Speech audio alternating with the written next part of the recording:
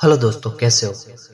निशा नाम की एक महिला अहमदाबाद में एक कमरा किराए पर देती है। वहाँ एक 24 साल का लड़का रहने के लिए आता है। वो लड़का वह सारी सुख सुविधा पाता है। एक दिन निशा को ख्याल आता है कि चलो 1 महीने का किराया एडवांस में ले लूं। तो निशा उनके पास जाती है। कमरे का दरवाजा अंदर से बंद होता है। तो निशा सोचती है कि चलो इस खिड़की से उसे किराए के बारे में बता देती हूँ। फिर उसने अंदर झाँका तो वो पूरी तरह डर गई। उसकी आंखें चौड़ी रह गई। उसे ऐसा लगा कि वो आश्चर्यचकित हो गई। उसने देखा कि वो लड़का अपने लैपटॉप पर खराब तस्वीर देख रहा था और अजीब हरकतें कर रहा था। निशा चुपचाप उसके कमरे में खड़ी रही, आकर सो गई। और फिर वो जो हुआ वो सुनकर आप चौंक जाएंगे। दोस्तों, कहानी को अंत तक सुनिए। ये कहानी अहमदाबाद की एक महिला की है जिसकी उम्र 44 साल थी। निशा का पति गुजर चुका था। निशा की एक बेटी थी जिसका नाम काजल था और उसकी उम्र 23 साल थी। काजल अपनी दादी के साथ भरूच में रहती थी। निशा के पास 2 घर थे, इसलिए वो एक कमरा किराए पर देती थी, जिससे काजल की पढ़ाई का खर्च चल जाता था। काजल अब बड़ी हो रही थी, इसलिए उसकी शादी को लेकर उसकी माँ चिंतित थे। उसे एक अच्छे लड़के की तलाश थी, जो अब वो तलाश पूरी हो गई थी।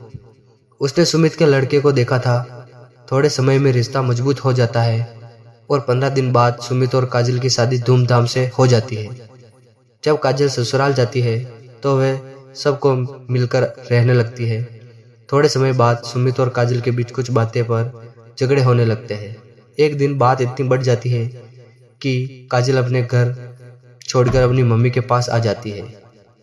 उसकी मम्मी उसे बहुत समझाती है, लेकिन काजल बात समझने से इनकार कर देती है और वह अपनी मम्मी के पास रहने लगती है।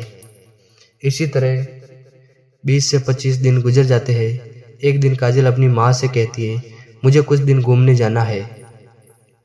निशा कहती है, ठीक है बेटा, तुम थोड़े दिन मूड फ्रेश करके आ। घर में एक कमरा खाली था, तो मैंने आसपास के लोगों से बात की कि अगर किसी को कमरा किराए पर चाहिए तो बता देना। तभी 24 साल का एक लड़का जिसका नाम अमर है कमरे के लिए आता है और कहता है कि मुझे कब खबर मिली है कि आपके पास एक कमरा खाली है। हाँ, मुझे कमरा देना है। चलो मैं कमरा दिखाती हूँ। अगर तुम्हें पसंद आए तो बताना। अमर को वो कमरा बहुत पसंद आता है। मैंने कहा ठीक है, मैं आज से ही इसी कमरे में रहने आ रहा हूँ। वो लड़का रहने आ जाता है। निशा सोचती है चलो लड़के से एडवांस में किराया ले लूँ। तो वो उसके कमरे में चली जाती है, लेकिन दरवाजा बंद रहता है। इसलिए जब वो कमरे की खिड़की से देखती है तो निशा एकदम डर जाती है, क्योंकि वो लड़का अपने कमरे में लैपटॉप पर वीडियो देख रहा था। निशा बिना कुछ बोले सीधे अपने कमरे में चली जाती है। निशा बार बार अमर के बारे में सोचने लगती है और उसे कमरे के प्रति भी भावनाएं होने लगती है। और फिर निशा एक खूबसूरत लड़की थी जिसका शरीर देखकर कोई भी आदमी मोहित हो जाता है। कुछ दिनों बाद निशा फिट कपड़े पहनकर अपने कमरे में आती है और थोड़ी देर इधर उधर घूमती है। फिर वो किसी बहाने से अपने कमरे का दरवाजा खटखटाती है और जब अमर बाहर आता है तो अमर की नजर उस पर पड़ती है। तो निशा कहती है, तो मुझे 1 महीने का किराया एडवांस देना पड़ेगा। तब अमर कहता है, मेरे पास अभी पैसे नहीं है, तो मैं तुम्हें 2 महीने का एक साथ किराया दूंगा। तब निशा कहती है, मुझे 1 महीने का किराया अभी देना पड़ेगा। अमर सोचने लगता है, मैडम मुझे ऐसा क्यों कह रही है। फिर निशा हंसने लगती है और कहती है, मैं तो मजाक कर रही हूँ। इससे अमर थोड़ा चिढ़ित लगता है। फिर अमर समझ जाता है कि निशा क्या चाहती है और दोनों अमर के कमरे में चले जाते हैं और कपड़े उतार देते हैं। फिर आनंद आता है। अमर के साथ रहने के बाद निशा बहुत खुश रहने लगती है और उससे काफी राहत भी मिलती है।